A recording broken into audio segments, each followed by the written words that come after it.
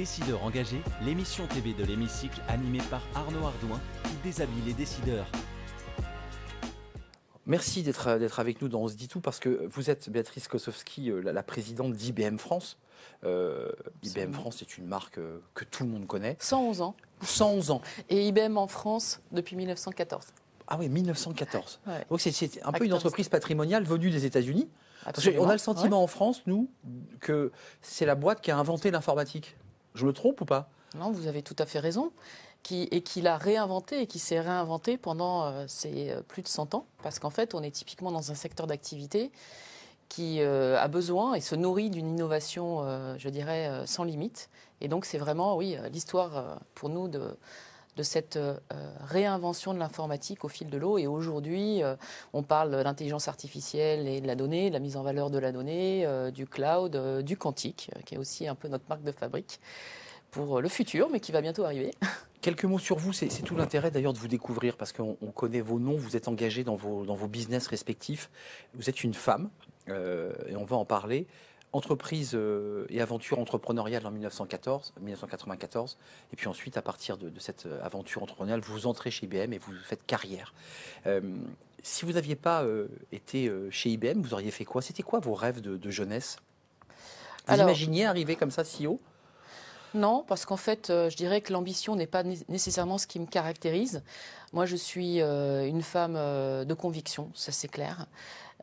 Fondamentalement, ce qui me motive, c'est l'aventure humaine, d'aller chercher une façon d'avoir un impact très positif, par exemple, sur des valeurs qui me tiennent vraiment à cœur, comme la liberté, la justice, l'équité. C'est-à-dire que typiquement, la chose qui va me révolter, c'est l'inéquité. Donc, pour moi, c'était important de trouver un terrain où je puisse avoir une action par rapport à ça. Et l'entreprise, vous y avez trouvé votre compte sur ces questions de valeurs que vous portez, qui sont des valeurs très fortes? Absolument. Ah oui, c'est un terrain de jeu extraordinaire. Et c'est pour ça que je dis qu'il faut être engagé. C'est-à-dire qu'on ne peut pas faire du neutre plus. Il faut vraiment, par moment, dépasser les lignes pour montrer qu'on est très déterminé et pour embarquer tout le monde. Moi, la raison pour laquelle j'ai choisi IBM, effectivement, après un passé entrepreneurial, j'ai choisi IBM par rapport aux valeurs et parce que l'entreprise est sincère et authentique par rapport à ses valeurs. C'est-à-dire que c'est l'anti-incantation. Et ce sujet-là, il me tient énormément à cœur parce que quand on parle aujourd'hui de l'inclusion, quand on parle de l'éthique autour de la technologie, quand on parle de l'utilisation malveillante des données, c'est 3 domaines où typiquement on a été très sérieusement mobilisés depuis très très longtemps, même quand on n'en parlait pas. C'est intéressant, quand on parle de vous, vous reparlez que de l'entreprise. Alors, il y a une sorte de pudeur chez vous. Et je comprends très bien que vous n'ayez pas envie je suis une femme simple. Moi, je suis d'abord une maman comblée. J'ai 2 jeunes femmes merveilleuses oui, j'ai vu. Qui me rendent tellement heureuse. Voilà. Donc ça, c'est peut-être la première façon de me définir quand même. La deuxième chose, vous êtes une mère. Je suis une mère, voilà, comblée. Et j'avoue que j'ai beaucoup de plaisir aussi à être avec mes filles parce qu'elles me font énormément rire. Ouais. Énormément rire. L'échange. Donc ça fait beaucoup de bien. Voilà, moi j'aime bien rire. Ce qui est très intéressant aussi, c'est que j'ai un environnement familial qui m'a toujours encouragée. Mes parents nous ont construits dans un environnement de joie de vivre. Et très vite, le sujet, ça a été faire des études et se construire un projet professionnel, notamment pour leurs 2 filles, on est 3 enfants, parce que ça serait notre liberté, notre épanouissement. Oui, bien sûr. Et c'est fabuleux d'être élevé dans un environnement aussi stimulant. Je sais que tout le monde n'a pas la chance d'avoir ça. Donc je considère que ça m'a vraiment porté. Et puis, je dirais, donc c'est vrai que j'ai eu une première expérience d'entrepreneuriat. Vous créez votre boîte? Je crée ma société à l'âge de 20 ans. Dans le marketing? Dans le marketing direct, voilà, marketing direct, marketing téléphonique. J'ai adoré. Je me suis plantée. Donc ça, c'est important parce qu'à l'époque... L'échec, la notion d'échec. L'échec, et surtout qu'à l'époque, ce n'était pas valorisé. C'est-à-dire qu'on ne parlait pas de start-up. Et le fail fast et quelque part la reconnaissance que l'échec va vous faire grandir n'était pas nécessairement pas dans la culture. Très à la mode ou très mise en avant. Donc, ça, c'est la culture américaine d'ailleurs. Hein. L'idée, c'est que tu tombes, tu te relèves et tu vas grandir. Absolument. Moi, évidemment que ça a été dur à vivre, mais d'un autre côté, je n'ai jamais regretté, et 2, ça m'a structuré. C'est-à-dire que je sais qu'on rebondit, et c'est magique. Et cette dimension entrepreneuriale aussi, je sais qu'on peut la poursuivre d'une façon différente dans une entreprise. Et j'ai choisi IBM parce que c'est une entreprise qui sait se réinventer. Et ça, je trouve que c'est très important, qui a ses valeurs. Et moi, j'ai eu mille et une vies chez IBM. J'ai eu un parcours très, très varié, avec des expériences très diversifiées. Ouais, c'est la force de cette boîte aussi, hein, de pouvoir cette mobilité interne, voir plein de choses. Absolument, à l'étranger, en France. Donc aujourd'hui, je suis ravie d'avoir la possibilité d'avoir un impact. Moi, le matin, je me lève avec le sourire que je garde toute la journée. Vous l'avez, je confirme. Toute la journée. Pas que sur le plateau. Toute la journée, le soir aussi. Et fondamentalement, la question, c'est cet impact, je vais le mettre au service de quoi ? Parce que je sais très bien que quand on dirige une entreprise, on a une voix et on a des moyens d'action. Bien sûr. Donc fondamentalement... Et donc du pouvoir, un certain pouvoir. Voilà. Donc il faut être vraiment clair sur la destination de ce pouvoir et de cette voix. Donc pour moi, il y a vraiment un sujet de création de valeur. Ça doit être utile, ça doit servir à quelque chose. C'est vraiment notre vocation. Et ce qui est fabuleux, c'est que dans le numérique, on a l'opportunité, tous les jours, d'aider nos clients à trouver de la valeur. Donc ça, pour moi, c'est extrêmement important. Le deuxième sujet, c'est l'innovation. Et l'innovation, je le lie avec l'inclusion. Parce qu'en fait, on a démontré que l'innovation, elle est très vivace si on a une diversité de profils. Si on investit, mais il faut aussi une diversité de profils. Donc pour toutes les diversités, des femmes, des hommes, des générations culturelles, d'orientation sexuelle, etc., etc. Et ça, en fait, je dirais qu'au départ, c'est vrai qu'il y a eu une prise de conscience de l'importance de la non-discrimination. Mais ce qui est quand même passionnant, c'est de voir que l'enjeu, il est bien au-delà. Il est sur l'enjeu de la performance. Et il est sur l'enjeu de l'innovation. Eh bien, vous allez pouvoir en parler, Béatrice Kosowski. C'est la question de l'ESCA tout de suite. L'ESCA créateur d'avenir, une école qui forme les managers. C'est la question de l'ESCA. C'est tout de suite.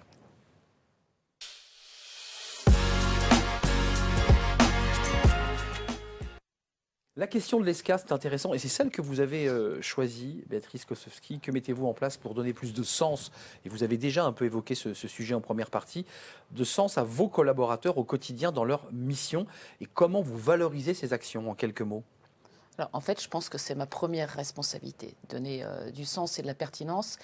Et c'est vrai qu'on passe beaucoup de temps à s'assurer que pour notre attractivité employeur, on comprend bien vraiment quels sont les moteurs.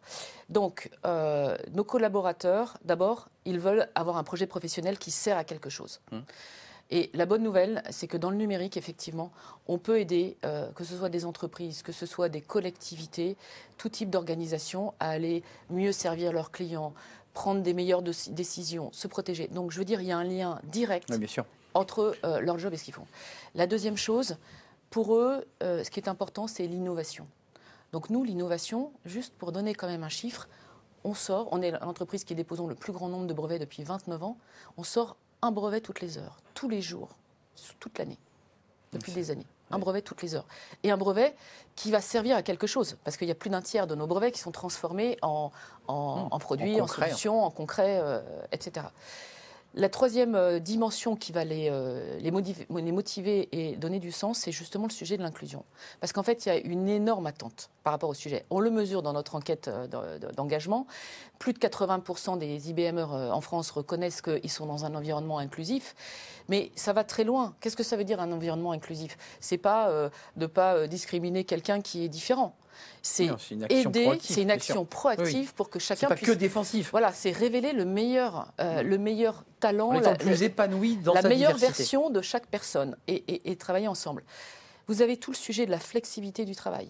Donc, pour moi, c'est important de donner un sens à ça aussi. C'est-à-dire que quand on dit que les gens doivent venir au bureau, ils ont la possibilité de faire 2 à 3 jours de télétravail par semaine, mais quand on vient au bureau, c'est pour faire quelque chose. C'est pas juste parce qu'on va vous fliquer pour être sûr que vous êtes là. Il faut avoir du sens aussi sur son lieu de travail. Donc, ça crée de la valeur, la valeur d'être ensemble. Béatrice Kosowski, c'est intéressant. Vous allez voir la question qu'on va vous poser dans quelques instants et que vous avez choisi, c'est la question de YesNU, une école de langue pour se former autrement. Et là, on revient évidemment au débat. On parlait diversité et capacité de pouvoir donner énormément. C'est la question de YesNU sur la formation. C'est tout de suite.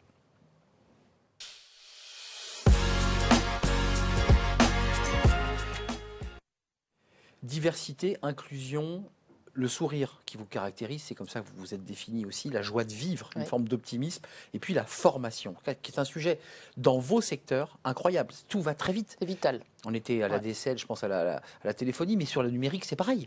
Ça bouge toutes les semaines. Il faut se former. Vous avez choisi cette question, la formation comme une source d'épanouissement au quotidien. Quelle est votre stratégie sur cette question-là ? Alors, ce sujet, pour moi, de formation est essentiel à inscrire dans le cycle de vie. À la fois pour chaque personne, c'est-à-dire d'arriver à faire comprendre à chaque individu, chaque collaborateur, que c'est une longue histoire et que c'est une bonne nouvelle. Parce que ça va permettre à la personne d'être toujours employable, adaptable, etc. Donc, on a tout ce travail avec nos collaborateurs. On a eu d'abord une communication pour leur expliquer que ce travail sur les compétences, on allait le piloter ensemble. Nous, on met beaucoup de moyens. On investit énormément en formation, mais on les accompagne. On leur met des plateformes aussi avec de l'intelligence artificielle pour faire des recommandations intelligentes, etc. Donc ça, c'est un sujet absolument formation majeur. Individualisée encore plus, hein, pour voilà. qu'ils puissent avoir... Vous avez raison, tous les 2 ans, la moitié des compétences sont obsolètes. Bah oui. Il y a un point fondamental, c'est le côté soft skills. C'est-à-dire que les hard skills, les expertises, elles vont évoluer en continu. Mais l'attitude, la manière dont on se le comporte, savoir-être. le savoir-être. Voilà, ça oui. c'est fondamental. Donc on met énormément d'accent là-dessus parce que ça va vraiment bien les accompagner. Là, on parle de nos collaborateurs, mais on a une action très importante sur le cycle de vie de toutes les personnes qu'on veut attirer dans le numérique. Parce qu'on a 80 000 jobs qui ne sont pas staffés. Ça manque de femmes. Hein. Vous qui Et êtes à ça la tête manque de d'IBM femmes. France, Voilà. on en cherche des ingénieurs femmes. Nous, hein. on a un COMEX à parité, j'en suis ravie, et on fait beaucoup de choses sur le sujet, mais fondamentalement dans le secteur... Vous n'avez pas attendu la loi X1, j'ai vu. Hein. Ah non. Non, mais c'est important, parce que la Bien loi sûr. X1 pousse et oblige, vous pas. Mais ce que je vous disais tout à l'heure sur l'incantation versus la réalité des Ça, faits... c'est réel. Ben, bien sûr, à un moment donné, il faut quand même être très concret. Donc là, ce que l'on fait, c'est... aller dans les écoles, le primaire, pour acculturer autour du numérique, montrer que c'est drôle, qu'on peut jouer avec la technologie, etc., donner envie aux petites filles. Vous avez ensuite, par exemple, la 3e, qui est une étape très importante. Donc là, on a décidé d'investir sur l'accueil des jeunes, et notamment des jeunes filles, pour la 3e. On a nos programmes PITEC, là, c'est en lycée professionnel, de la seconde jusqu'au BTS, pour leur donner envie d'aller vers le numérique, de venir chez nous. Et ça commence tout jeune, enfin, voilà, dès le départ. et de leur montrer que c'est concret. Et puis après, vous avez un sujet qui est absolument passionnant, qui est la reconversion. La reconversion, c'est notre académie de l'IA, qui, avec Pôle emploi et la région, par exemple, Occitanie, où finalement, vous donnez la chance à des gens de rejoindre le secteur du numérique, où il y a une vitalité d'emploi extraordinaire et une facilité de reconversion. Donc, sur 18 mois, on peut véritablement avoir... La deuxième partie de carrière, où on passe à autre chose. Voilà. Donc, honnêtement, il y a beaucoup de choses à faire sur le sujet. Là, on est en train de lancer un nouveau programme d'académie aussi avec les régions. Et moi, je crois énormément à ce levier. Béatrice Ogowski, ça sera la dernière séquence de l'émission. C'est le moment où notre invité prend la parole, interpelle les députés, les pouvoirs publics, peut-être même le gouvernement, sur un sujet qu'il souhaite faire évoluer. Peut-être, c'est la question de l'hémicycle. La question, votre interpellation, Béatrice Kosowski, directrice d'IBM France, présidente d'IBM France, présidente d'IBM France. Vous pouvez, face à la caméra, interpeller les députés, en tout cas les pouvoirs publics ou le gouvernement. Je suis ravie d'avoir l'occasion de m'exprimer auprès de vous. Le sujet qui nous préoccupe fondamentalement, ce sont justement les compétences dans le secteur du numérique, où toutes les études montrent que l'écart aujourd'hui que nous ne pouvons pas combler, en fait, va perdurer, voire s'accentuer. Donc il faut aller beaucoup plus loin pour former des talents dans le numérique et attirer des personnes qui, aujourd'hui, ne pensent pas au numérique. On fait beaucoup de choses, nous, en tant qu'entreprise. Moi, je suis au conseil d'administration de Numéum, donc notre fédération. Mais ce qui nous frappe, c'est que c'est très compliqué d'avoir une coordination et il manque une gouvernance beaucoup plus centralisée qui permette en fait de fluidifier la rencontre entre l'offre et la demande, l'anticipation de la demande et des besoins. On a toute la capacité, nous, à décrire les besoins que l'on a et que l'on aura demain, mais c'est très compliqué d'adapter l'offre de formation à toutes les étapes de la vie sans l'aide des pouvoirs publics. Voilà. Alors, on est très motivés pour des partenariats publics-privés. Nous avons beaucoup de suggestions à faire autour de la féminisation, Par exemple, nous avons des expériences très réussies de reconversion de femmes qui ont souhaité interrompre leur carrière professionnelle pour s'occuper de leurs enfants et qui après sont un petit peu démunies. Donc, ça marche. Simplement, pour passer à l'échelle, on a vraiment besoin de votre aide. Merci. Merci Béatrice Kosowski. Vous avez gardé le sourire, hein, d'ailleurs, même sur une interpellation. Vous n'avez pas menti. Hein. Vous avez le sourire, vous aimez la vie. Merci Béatrice Kosowski, présidente d'IBM France, engagée sur tous les sujets dont on parlait, cette révolution numérique, mais aussi ces révolutions des êtres humains Absolument, au sein de l'entreprise. C'est un vrai plaisir de vous accueillir dans On se dit tout. C'est terminé, évidemment. On se retrouve évidemment pour un prochain numéro à la rencontre de nouveaux invités, de nouvelles histoires, de nouveaux parcours et de nouveaux destins, en quelque sorte. Merci à vous et merci de votre fidélité. Décideurs engagés, l'émission TV de l'hémicycle animée par Arnaud Ardouin qui déshabille les décideurs, qui nous permet d'appréhender ce qui chaque jour leur donne envie de se battre et de réussir.